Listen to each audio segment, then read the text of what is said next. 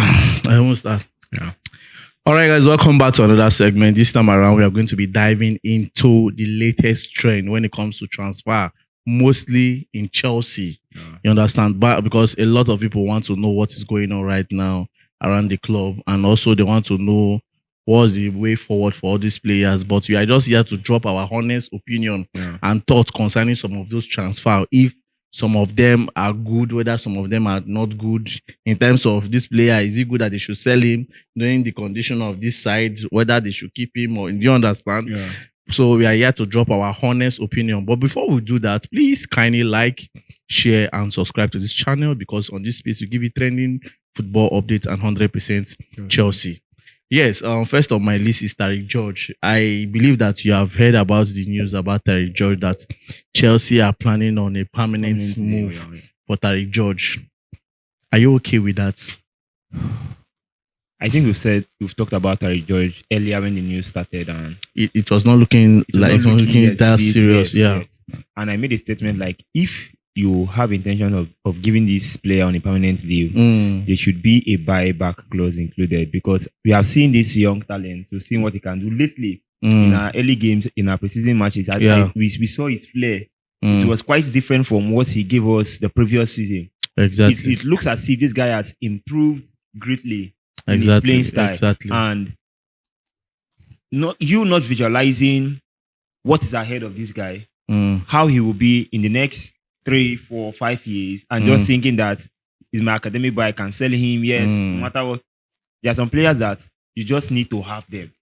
For me, my most preferred option is send him on a loan. Send this player on a loan. If you are looking for money, send him on a loan. Or if you really want the money, sell him and attach a buyback clause on that player, because I think he's a great talent when it comes to the footballing nation. He's a great talent, for me. So it's not really a good one for me. I'm not really buying into the idea, even though there's no space. That's why I would prefer, just as you sent Ansimino on loan, you sent this young man, Mamadou Sarr, on loan back to Strasbourg, and he's doing a great work there. Also these are young talents that we can use them. No matter, Palmer, they're not going to reign forever. Yeah, no time will come and be said their time will reduce more. It will be this next young generation that we just heard about them 1 or 2 times. Palmer, they are still young. Don't forget that. They are still young. But Palmer, they play like old man. All right. This information came out from David Austin. That was 2 hours ago. He said that last week, Arubi Leipzig stepped up talk about a permanent deal for Nkunku that could hold the key to whether Xavi Simons proposed Chelsea switch occurs. If Nkunku does not move to Leipzig, it could prove detrimental to Simons joining Chelsea. That means Nkunku's outgoing will determine Xavi Simons incoming. I don't know how people see that business, boss. But for me, yes, we have good players. Yes, we have, yes, for sure. I will not dispute that we have good players. But I will still press for us to get Xavi Simons. I will still press. Just look at our last game against Fulham. Now, let's take our mind. Let's just say that game is to be a very serious game, like to a very big team, a very good Premier League team. Exactly. And all of a sudden, coming to the field, Palmer was part of the lineup. As the game was about to start, you're not seeing Esteville. The entire game plan changed immediately. And if you watch, when the moment West Ham players, they noticed that Palmer was not involved in that game, there was this relax and they were calm. They have this belief. That was why the first 20 minutes, you see the pressure they give to them. They were coming out to play. They even scored first. Yes, you understand. Good players are there. I'm happy for that, but just as you see, this football, most times it becomes unpredictable at a certain time because you don't know the injury occurrence that might be there. You don't know the card issues that might just occur, and yellow card. You are out for 1 game. We need players like this for backup. Palmer cannot do all the job. Yes, Estevio is there. He can play different roles. He can play right swing. He can play as a 10. Also, João Pedro. But most times when I look at all these players, I'll still be confused. I'll be like, Jesus, where do I stand? Because now, even when Palmer is not playing the 10, João Pedro is playing the 10. And also navigating at an SS playing at the back of a striker. So it's just the scenario is just a bit complicated. But the truth is that we still need Xavi Simons. Like look at the West Ham match. He played, he did his best, he tried, but at some point he was out. And João Pedro had to go to his normal position. I don't know the switch, but I guess it was Enzo Fernandez that was not I guess he was the one playing the 10. Why Andre Santos was now holding his free role with Caicedo. It's still a good tactics, but the truth is that we still need this player. We need somebody that can step up when Palmer is exactly. When Palmer is not. And we've seen the flair this player has. We've seen his pace, even though it's not too fast. But it will be very, very painful, not to me, but to the Chelsea fan base at large, that after much speculation and after much expectation, and Chelsea end up not signing this young man. Simon, it will be very, very painful because, so bad. Truth be told, somebody has been making comments, though I have been ignoring that comment. Say that, Mr. Peter, let me tell you, let's call a speed. You understand?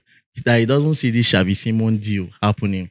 That I should watch any deal that is lingering or is like this. It end up being spoiled. Like when it comes to Chelsea. And before you know, let's say 2 days for the transfer window to close, Chelsea might end up to go and sign one unknown name.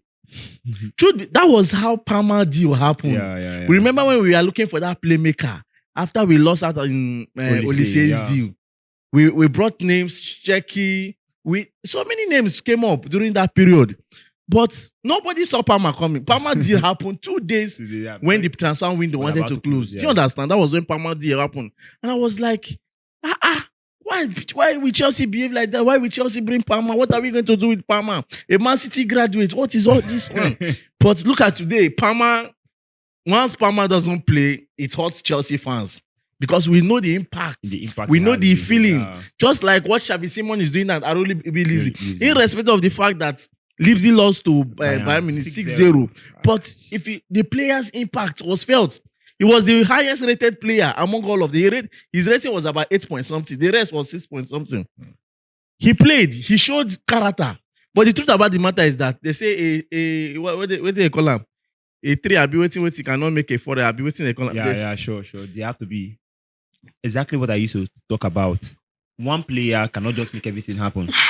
One player cannot be the defender. One player cannot be the midfielder. Cannot be the one keeper. Player cannot be the keeper. And one player cannot be the striker. You understand? It has to be a collective effort. And looking at the Chelsea squad now, having a player like Xavi Simons, looking at his single-handedly effortless work in Leipzig, coming to Chelsea, putting that type of work with the kind of players we have, we will explore.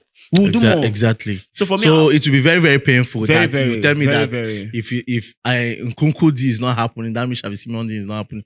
Though we know that we have issues with UEFA right now, financial issue with UEFA, but I believe that will be sorted out. But truth be told, let's keep sentiments. Chelsea need to sell. We know. Sure, we know. But let's just watch and see. But it will be very, very bad if we don't get this Xavi Simons deal. Then moving further, Garnacho. I believe why this Garnacho deal. As of last week, Fabrizio Romano said that he's 100% sure that Garnacho deal will happen this week. I was even thinking that by yesterday or today, if we don't the year we go for Garnacho. But we have not really seen the whole thing, the whole backstory. But with the ones I have gathered so far, I feel the valuation is one of the things. You understand? Because Manchester United value this guy for £50 million. And with the other way around, with what we have been hearing so far, Chelsea are standing their ground that they will not pay in excess to that amount. Like at least 30, 35 should fly for Garnacho. You understand? At 40. You understand? But my is saying that if Arsenal can, with what you have read, that if Arsenal can pay 48 million to 50 million for Madueke, that means within that price range, Garnacho can go. But I know what Chelsea is trying to do. I feel Chelsea is trying to stretch this Garnacho deal towards the ending part of the transfer window so that they can strike. You go reach point, might know will get option again. You just be like, okay, just bring the money, take the player, let's just close the deal. Yes. It's a nice tactics from Chelsea approaching the player that way because we all know, yes, he's a good player. We will not dispute that. He's a very good player. The left wing, he's good here. But the truth is that the valuation. We have spent more in this transfer market. We have signed players. We brought in players. We have spent more even in other transfer market. And at this point, we are trying to work with we are trying to work on a planned budget. So you not just expect to make the fee more moderate. Yes, more moderate. Like a player like Garnacho, £30 million is not bad. 35, £40 million at for a most. player that Man U doesn't want, and the player doesn't even mind you. He doesn't want to play for Man U. Do you understand? If his contract was expire, I think he would have said, contract was expire. If his contract was expired, that would have been easier. Just say, bye-bye, free of charge. But at this point, Man U are stretching the deal, and I think it's a nice step from Chelsea trying to also drag the rope with them. So let's see who before. Let's see who. But let's watch how everything plays out. Then, as for the outgoing, Axel Disasi, we are hearing that Sunderland has stepped up bid in terms of Axel Disasi deal. Yeah. But as of this point, we are hearing that the Bournemouth team pushing for the Axel Disasi is on loan. We don't want that. No. If Sunderland can step up for a good price, we can do the business. Very well. 2025 is not a bad one. It's not a bad one. We can do that business with them. So Bournemouth, we don't want to loan Axel Disasi. Is it that they don't used to read the Chelsea platform? Chelsea has made it known that there are players that we would like to loan. Like Ben Chilwell, if a sale doesn't happen, a loan can be better. Even Sterling that we are pushing £20 million, which Chelsea valuing for, which no club is even looking at that towards that direction. As first, we are hearing clubs like Fulham, Bayer Leverkusen. Where are they now?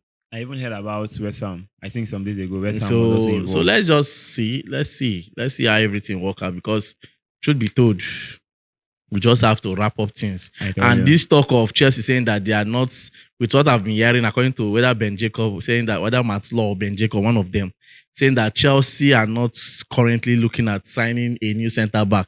That is crazy, man. Look at what we heard this morning, that Arsenal has agreed with Nkapie, Pierre Nkapie from Bayer Leverkusen. I don't know whether it's true or not, but with the rumor I've been hearing, imagine Arsenal adding Nkapie to their team, and we are still here saying that we will not sign a centre back. It doesn't matter. Well, when it comes, but my own is that it's not about them signing all these things. They should sign and win the league. That's easy. That's why I told you that it doesn't matter. They might sign and still end up sign less. And they fall from that tree where they sit down on top. Like when I mean sign less, they don't go sign their name for any trophy. Mad. Well, before we go, let's say this. Are you comfortable with Robert Sanchez? Guy. I asked this question yesterday. Somebody made a comment, say that Robert Sanchez is not bad, but I will not tell you that I am comfortable with him. Exactly. That is the exact point. Now, we will not say either that he is a bad keeper, but the truth is that we are not comfortable with some of his performances, because the season is long. It's long, and just the second game, you're already giving us one, and his distribution is very poor. I don't know what. He has improved now. He has improved, but of lately, whether against Crystal Palace or the West Ham game, see the way they should shoot ball carelessly. At least for distribution, I'm not saying don't improve for that one small. But my advice is that I would prefer. I'm not saying that we are signing the number one. Now, looking at the fact that we have Sanchez, Jorgensen, and is it Slovenia or Pendas? Pendas has gone on. Slovenia, that this tricky part. My issue is not just about Sanchez. You're not really keeping well. At least, yes, he made a mistake, but we saw a very clean save he also made in the West Ham game. Despite the fact that it was finally an offside ball. I just want that balance. I know, I understand. I just want the balance. That's just it. You can give me a good goalkeeper, whether a high class or an average goalkeeper, but let him be good. I just want that balance. But I feel the club is not looking towards that area, and we really have nothing to do about that. Well, let's just see how everything plays out. Yeah. We'll come back later on to discuss about other happenings around football. But this morning, we deliberately wanted to talk about the happenings around Chelsea. Yeah. We are still waiting for the Xavi Simons deal. At least we have to expatiate how the deal is playing out. I've already said it depends on Nkunku outgoing.